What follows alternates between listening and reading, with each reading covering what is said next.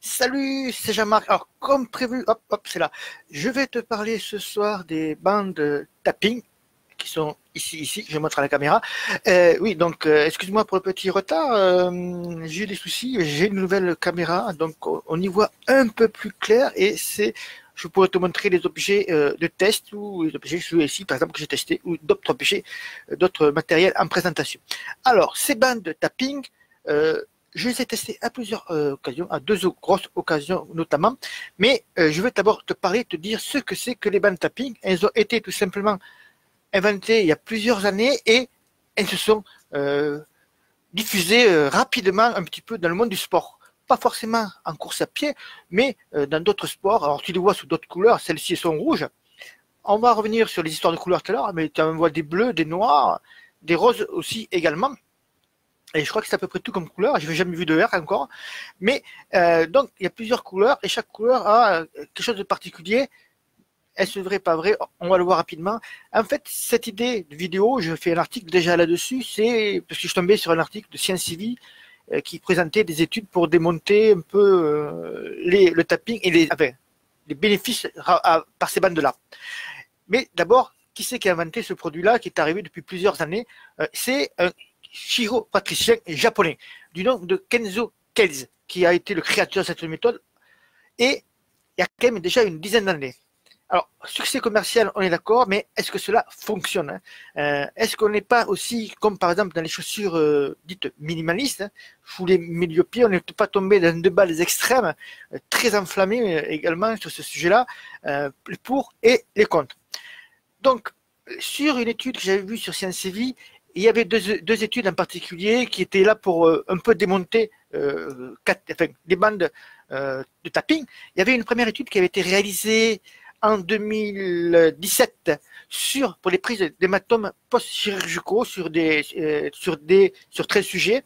Et c'était pour évaluer la vitesse de guérison par rapport, les hématomes, donc par rapport à un traitement général, enfin normal, quoi. Sur cette étude-là, il a été montré que le produit n'avait rien avancé, n'avait rien produit de mieux ou de plus, quoi. Donc, grosso modo, c'était pas un avantage pour ce type de blessure. Ensuite, concernant les couleurs, alors là, ça va être intéressant parce que c'est là que je l'ai découvert en fait dans cet article-là, c'est que je savais pas. Pour moi, les couleurs c'était juste pour quelque chose de pour vendre plus, quoi. Et donc, il y a plusieurs couleurs. Alors, chaque couleur a sa fonction. Donc, le bleu sert à refroidir les inflammations et le rouge est là pour prévenir une lésion. Et c'était une étude qui a été menée là aussi en 2018 sur plusieurs sujets. Quelle que soit la couleur, apparemment, ça ne change pas trop. Bien sûr, si tu es un kiné ostéo, peut-être tu vas me dire le contraire, parce que moi je ne suis pas kiné ostéo. Moi, je te dis juste le retour que j'ai sur ces études-là. Maintenant, je vais te donner mon retour sur ce produit-là, mais d'abord, je vais te montrer comment ça fonctionne. Je remets donc ma caméra. Bonjour Fabrice, bonjour. Et donc, je vais te montrer comment fonctionnent les bandes 4T. Donc là, tu vois, je vais mettre ça à la caméra, j'ai pas l'habitude encore avec celle-là. Tu détaches le truc, hein. En fait, ce sont plusieurs bandes. Tu achètes ça en rouleau. Tu as un lien si tu es intéressé pour trouver ces bandes. Il y a plusieurs marques. Donc là, c'est. Ah là là là, cette caméra. C'est la bande 4T. Et il y a d'autres marques. Il y a par exemple Compex, tu le verras. J'étais surpris de voir cette marque qui se lançait dans ces produits-là. Alors, comment ça marche, ça fonctionne? Tu connais l'élastoplast. L'élastoplast, c'est l'ancêtre, on va dire. C'est l'ancêtre. Le nouveau truc maintenant, c'est ça. C'est vrai, c'est beaucoup plus léger. Je vais t'en reparler après dans mon test. En fait, il y a une petite partie ici. Hop, qu'on voit pas bien cette caméra. Une petite partie qu'on décolle ici, là. Et après, tu tires. Tu tires pour élargir tout ça et tu le mets là où c'est que tu as la lésion. Alors, à ce sujet-là, pas de souci à se faire. Tu regardes et tout simplement, tu tapes blessure talon d'Achille et tu vas trouver des vidéos. En général, chaque marque, j'ai vu pour Compass Sport, j'ai vu pour KT, chaque marque a sur son site des vidéos de présentation pour installer les bandes. Si tu sais pas le faire ou si tu peux pas le faire, comme moi j'ai pour le dos, il faut le faire par un kiné ou par une autre personne. Mais en principe, en regardant les vidéos, ça marche super bien. Alors, je vais revenir sur mon test. Moi, j'ai utilisé pour deux soucis. L'année dernière, j'ai préparé les trails par étapes et je faisais 30 km par jour, grosso modo. C'était du côté de Chypre. Et pendant la préparation, j'ai eu des douleurs aux deux tendons d'Achille. Alors pourquoi je pense que c'était dû au drop des chaussures. J'ai dû changer de chaussures, le drop a modifié. Et je pense que c'est dû à ça, mais peut-être pas. Hein. Peut-être tout simplement à l'entraînement. Et donc, j'ai utilisé les bandes KT déjà à l'entraînement parce que pour me soulager un petit peu, et ça a super bien fonctionné. Je l'ai fait donc également pendant la course, hein, donc 5 étapes de 30 km environ, et ça s'est super bien passé. J'ai eu aucune douleur, aucune sensation de gêne, aucun tiraillement avec ces bandes-là KT. Pour les mettre, c'est assez facile. Hein. Il suffit simplement de tirer, de regarder la vidéo et de faire comme ils disent dans la vidéo. Il n'y a vraiment rien de compliqué. Moi, ce que j'ai apprécié dans ce produit-là, c'est tout simplement sa facilité d'utilisation. Et par rapport à l'élastoplast, tu vois, parce que si tu fais un strapping avec l'élastoplast, pour ceux qui ont fait du rugby comme moi, du foot et tout ça, les sports co, si tu le fais sur une cheville, eh ben, ta cheville, la liberté de mouvement, tu l'as plus. Elle est complètement partie, quoi, je veux dire. Tu perds tu gagnes en rigidité peut-être, mais tu perds tout ce qui est flexibilité au niveau de tes articulations, tout ça. Alors qu'avec les bandes comme ça, bon là je te montre KT parce que c'est celle que j'utilisais, mais avec les autres, je pense que c'est pareil. Tu peux facilement bouger ton pied, il reste en mouvement, tu perds pas au niveau de la proprioception, je trouve.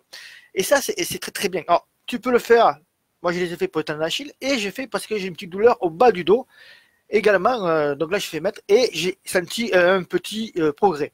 Et je vois que si vous avez des questions, n'hésitez pas à les poser dans la vidéo pendant le direct, hein, j'y répondrai avec grand plaisir. Et surtout, quelque chose de très important également, c'est que tu peux les garder plusieurs jours. Alors, petit bémol quand même, moi je les ai utilisés pour les chevilles, donc pour faire les talons d'Achille. Alors c'est certainement dû à la transpiration, comme je courais en plus à Chypre, faisais 30 degrés au départ, les étapes. Après la sortie c'est impossible t'es obligé de les changer, quoi. Par contre là, dans le dos, ça fait 3 jours que je les ai, elles n'ont pas bougé. Tu peux les garder 4-5 jours, donc c'est très intéressant comme produit, et ça n'a pas bougé. Donc je pense que c'est de l'endroit où ce que tu le mets, selon que tu transpires plus ou moins, que tu as plus ou moins le temps de les garder. Donc moi j'avais été très satisfait sur ce produit-là. Bien sûr, tu vas voir les pros qui vont te dire que c'est bien, et les mauvais que c'est pas bien.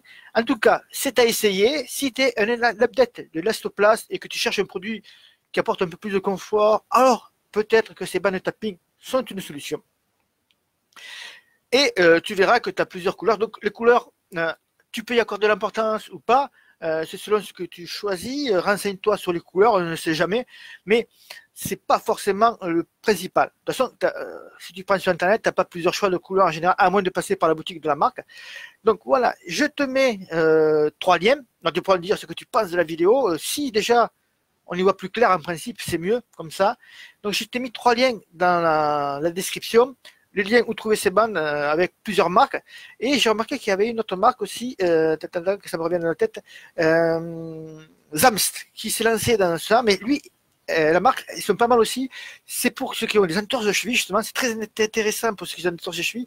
Ils ont carrément conçu le produit prédécoupé déjà. Donc ça fait que tu n'as plus qu'à utiliser les produits et que ça va envelopper toute ta cheville. Et tout simplement, je n'ai pas testé, je n'ai même pas commandé ou acheté le produit. Mais je pense que ça peut être une solution par rapport à remplacer un élastoplast ou tout simplement remplacer la chevillère. Donc ça peut être un produit très intéressant également. Tu as un deuxième lien pour te rappeler la conférence de vendredi soir qui aura lieu donc vendredi soir 19h30 autour de l'affûtage. On va parler, je vais te donner des conseils sur ton affûtage et un lien pour ceux qui souhaitent recevoir notre guide gratuit avec un conseil par jour dans notre newsletter. Et demain, le conseil va concerner la VO2 Max avec un titre qui risque d'être polémique. Hein. Pourquoi tu peux cracher sur ta VO2 Max et pourquoi ça ne te sert à rien pour progresser en course à pied. Donc voilà, si tu as des conseils, si tu as besoin de conseils, tu les laisses ci-dessous dans la vidéo. J'y répondrai avec très grand plaisir. Et je te dis bye bye, à bientôt, ciao ciao.